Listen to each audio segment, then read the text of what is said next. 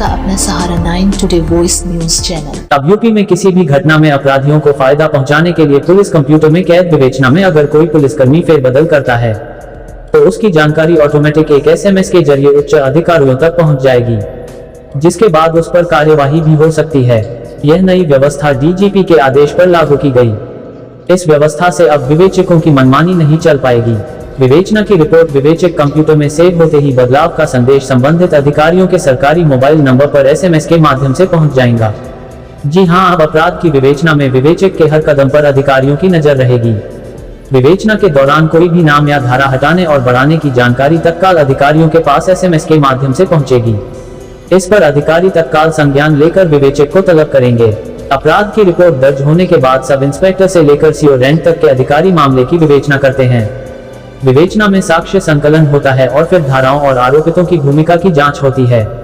विवेचना के दौरान कई बार विवेचक धाराओं और आरोपितों में घटाबढ़ी करते हैं।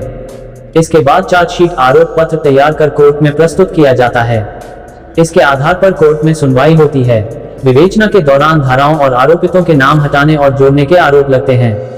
पर्यवेक्षण अधिकारियों से जब जवाब तलब होता है तो जानकारी न होने की बात कहते हैं। इस तरह की स्थितियों से बचने के लिए पुलिस अपर महानिदेशक अपराध ने नई व्यवस्था पूरे प्रदेश में लागू करवाई है। दरअसल दर्ज किए गए अपराध की विवेचना में विवेचक कंप्यूटर पर अपनी जांच रिपोर्ट दर्ज करता है। इसमें अपराध की धाराओं को कम करने या बढ़ाने के साथ साथ आरोपितों के नाम हटाने या बढ़ाने का उल्लेख होता है। जैसे ही विवेचना की रिपोर्ट विवेचक कंप्यूटर में सेव करेगा, वैसे ही बदलाव का संदेश संबंधित अधिकारियों के सरकारी मोबाइल नंबर पर SMS के माध्यम से पहुंच जाएगा। ADG आगरा के अनुसार इससे काफी हद तक लगाम लगेगी। आगरा से परवेज खान की रिपोर्ट।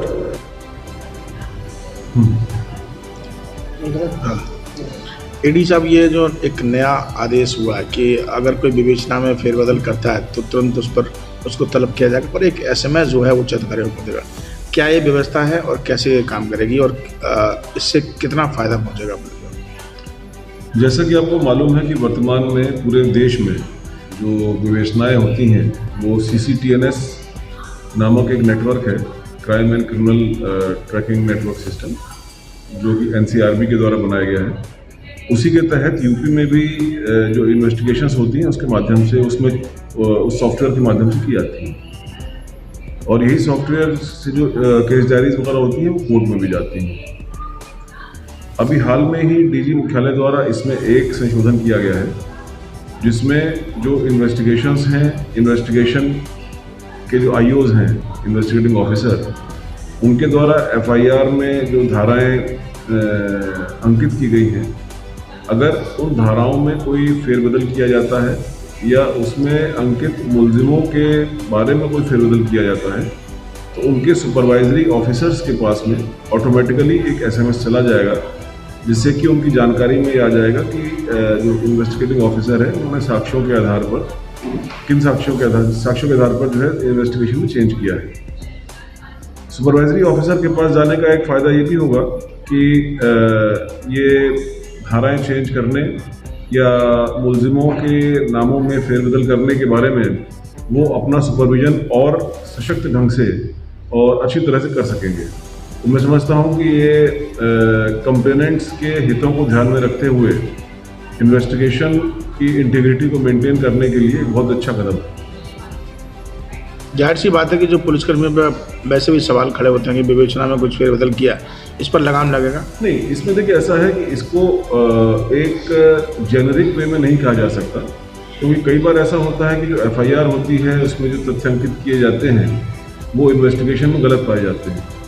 कई बार व्यक्तिगत कारणों से FIR में गलत नामों को भी जोड़ दिया जाता है। तो इन्वेस्टिगेशन का एक अपना वैधानिक महत्व है। इन्वेस्टिगेशन में धारा चेंज करने या मुलजिमों के नाम ऊपर नीचे करने का ऑटोमेटिकली ये मतलब नहीं निकाला जा सकता कि इन्वेस्टिगेशन ऑफिसर ने गलत किया है। इसीलिए सुपरवाइजरी ऑफिसर का रोल होता है और इसी सुपरवाइजरी ऑफिसर के रोल को सुदृढ़ करने के लिए ये व्यवस्था बनाई गई है। दबाना ना भूलें, जिससे आपको सबसे पहले देश